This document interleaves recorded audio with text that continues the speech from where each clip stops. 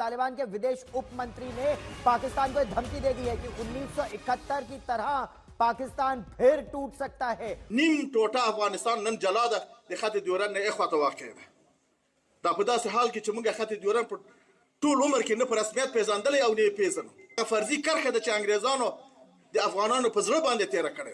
अफगानिस्तान और पाकिस्तान के दरमियान तनाव दिन ब दिन बढ़ता चला जा रहा है। अफगानिस्तान के नायब वजीर खारजा शेर मोहम्मद अब्बास पाकिस्तान को 1971 की तरह तकसीम करने की धमकी दे रहे हैं जब बांग्लादेश पाकिस्तान से अलग हुआ था। बताना चाहता हूँ कि ये जमीन पाकिस्तान की है ही नहीं, ये कोई अंग्रेज आया ड्यूरेंट ने एक लाइन खींच दी, अफगानों की जमीन पाकिस्तान में डाल दी, हम मानते ही नहीं वो जगह को पाकिस्तान। क्या हमने वहाँ की हुकूमत को बनाने में मदद करके हमने तालिबान को इंस्टॉल किया, इस पर मजबूर करना चाहिए था कि वो हमारे शुक्रगुजार बने, हमें थैंकफुल कहे कि आप लोग वाकई पाकिस्तानी ने हक अदा किया, वाकई हमने हक अदा किया है। लेकिन फिर एंड में उन्होंने धमकी दे दी कि बॉस 1971 वाला प्रोग्राम याद है ना तुम्हें, जो तुम्हारी 92,000 पैंटें ढाका में छूटी थी, जब बड़ी बेगैरती के साथ तुमने इंडियन आर्मी के सामने सरेंडर करा था। 1947 तालिबान और अफगानिस्तान उन्होंने कभी पाकिस्तान को तस्लीम किया ही नहीं, तो ये खबर कोई नई नहीं है हमारे लिए, कम से कम मेरे लिए, क्योंकि उनका एनी टाइम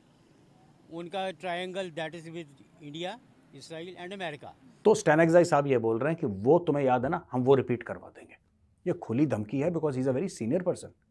मेरी मालूमात और इतलात के मुताबिक भारतीय खुफिया एजेंसी रा, अमेरिकन खुफिया एजेंसी CIA, इसराइल खुफिया एजेंसी मुसाद ने ये वहाँ के लोगों को पाकिस्तान के खिलाफ भड़काया और नफरत का ये बीज बोया है। सारे पाकिस्तान को टारगेट क्यों बनाते हैं? पाकिस्तान का फट गया डोल, बीच बजरिया खुर गई पोल। अब के अटक तक हमारा अफगानिस्तान का, ये अफगानिस्तान है, सही है, तो अभी पाकिस्तान वाले नहीं मान रहे, सही है। अब देखिए इंडिया कह रहा है कश्मीर हमारा है, पाकिस्तान कह रहा है हमारा, कुछ कर नहीं रहे, तो क्या करें अब। नहीं तो अफगानिस्तान की जो दोस्ती है इंडिया के लिए बड़ी अच्छी है, उनसे मोहब्बत भी करते हैं, उनके मुल्क में भी जाने की कोशिश करते हैं। वो तो उनके कजन है, सके कजन है ना। कजन है। नमस्ते दोस्तों, स्वागत है आपको मेरे यूट्यूब चैनल एशिया सेक्शन पर। दोस्तों, भारत की तरह तालिबान भी जो अफगानिस्तान वो भी जानता है कि पाकिस्तान बहुत सी जगह कब्जा करके रखा है। जैसे भारत कहता है कि पाकिस्तान कश्मीर को कब्जा करके रखा है, और वो सही भी बात है। और इसके साथ साथ जो KP के है अफगानिस्तान का ही वो ज़मीन है जिसको पाकिस्तान कब्जा करके रखा है, उसको अब अफगानिस्तानी जो तालिबान है वो कह रहा है कि वो हम लोग KP के लेकर रहेंगे, क्योंकि जिस तरह जो अंग्रेज आया और एक लाइन खींचकर चला गया और अब अफगानिस्तान का ज़मीन दे दिया पाकिस्तान को, ये हम नहीं मानते हैं। और हम लोग 1971 का दोबारा मतलब रिटर्न करेंगे। जैसे 1971 में बांग्लादेश बना था पाकिस्तान से टुकड़ा होकर, अब पाकिस्तान से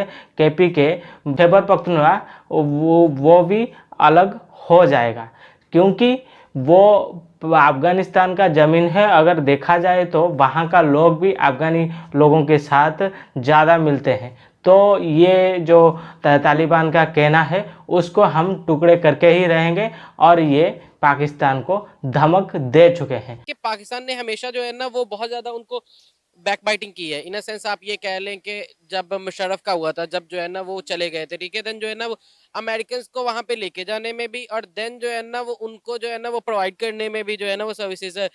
तो ये कि पाकिस्तान का हमेशा इशू तो रहा है अफगानिस्तान के साथ, और आप ये देख लें कि वो बहुत ज़्यादा अब जो है ना, क्योंकि इंडिया ने बहुत ज़्यादा डेवलपमेंट काम जो है ना वो अफगानिस्तान में किए हैं, इस वजह से अब वो बहुत ज़्यादा प्रो जो है ना वो इंडियंस हैं, ठीक है। उनका बहुत ज़्यादा जो है ना वो light minded and towards Indian, और पाकिस्तान की तरफ जो है ना वो अब उनका बहुत ज़्यादा अग्रेसिव बिहेवियर है, क्योंकि उनको लगता है कि हमें जो है ना वो पिछले 20-25 साल से इन्होंने जो है ना वो हालत जंग में रखा है। वो ये कह रहे हैं कि भाई देखो, जैसे भारत ने तुम्हें पीटा था ना 1971 में, वैसे ही हम तुम्हें पीटेंगे, और जैसे तुमने भारत के सामने सरेंडर करा था वैसे ही अब तुम हमारे सामने सरेंडर करोगे। तो ये दो चीज़ें हो गई दोस्तों। एक तो राजनीतिक उथल पुथल पाकिस्तान में, 11 दिन हो गए पूरे, 8 फरवरी की वोटिंग हो गई, अभी तक नहीं पता लग रहा। भारत में तो जब वोटिंग खत्म हो जाती है, फेजेस में हमारी वोटिंग होती है, बड़ा मुल्क है पाकिस्तान, तो बिलांद वर्षा है।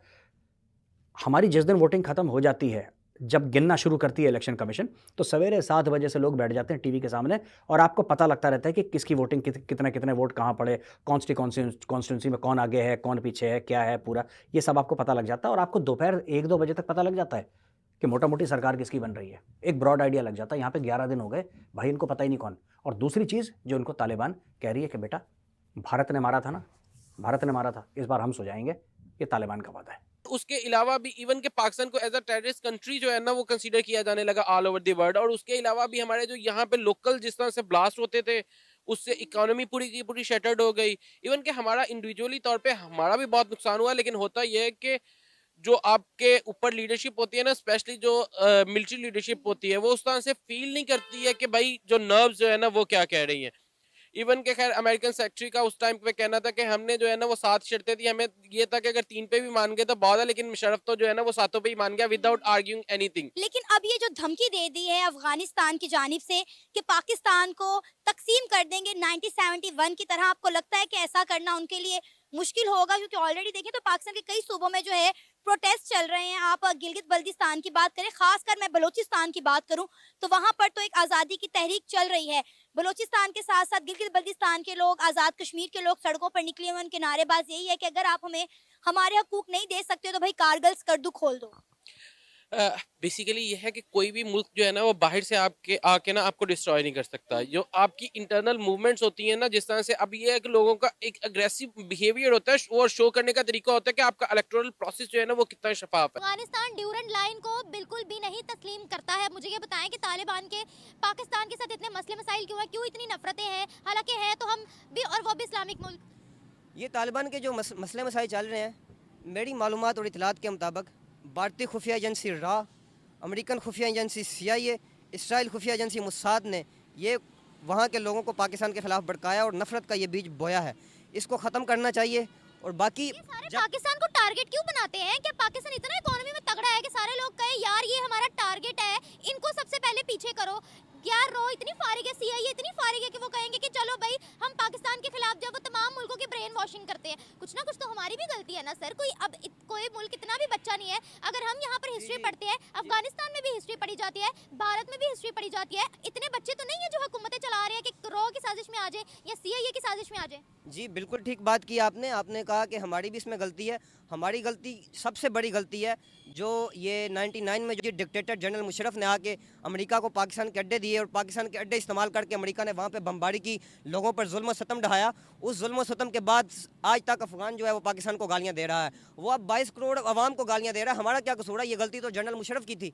ये तो जनरल मुशर्रफ को गालियाँ देनी चाहिए। लेकिन रियासत पे आ जाती है ना, बात रियासत पे आ जाती है। में जो सनहा पेश आया था वो भी इसी वजह से आया था। अफगानिस्तान की इकोनॉमिकली कितनी हेल्प की गई है पाकिस्तान की जानिब से? इकोनॉमिकली बात करें, आप कह रहे हैं ना वहाँ पर रॉ की साजिश है, CIA की साजिश है, तो वो तो भारत को अपना भाई बोलते हैं। पाकिस्तान बीइंग है इस्लामिक कंट्री, उसको वो लोग कुछ नहीं समझते हैं। क्या वजह? अब देखें, जब पाकिस्तान अपनी रियासत अमेरिका को अड्डे दे दे, अमेरिका को इजाज़त दे दे कि पाकिस्तान के अड्डे हैं, तुम इस्तेमाल करो, जाके अफगानिस्तान की औरतों के ऊपर बमबारी करो, उनके घरों को तबाह करो, तोड़ फोड़ करो, पूरे अफगानिस्तान को तबाह करो, तो आप मुझे बताएं क्या वो हमारे ऊपर फूल फेंकेंगे? जो जुल्म हमने किया आप उसकी तरफ भी तो देखें ना। ये जुल्म हमें नहीं करना चाहिए था। हमें मीडिया में आके इतराफ़ करना चाहिए हम जालिम हैं, अफगानिस्तान मजलूम है, हमने उनके साथ जुल्म किया। हमें अफगानिस्तान से रियासती तौर पर अवाम ने जुल्म नहीं किया, रियासत ने जुल्म किया, और जिन्होंने रियासती तौर पर अफगानिस्तान से माफ़ी मांगनी चाहिए। अभी तुम कह रहे हो ना कि इंडिया और अफगानिस्तान क्यों कज़न है बीच में, पता है?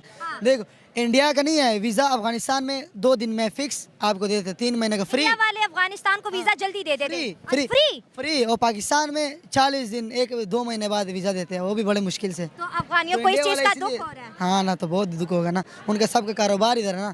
तो अब सारे अफगानिस्तान सारे लोग उधर गए हुए हैं। इंडिया अफगानी मोदी से भी बहुत प्यार करते हैं, ये क्यों?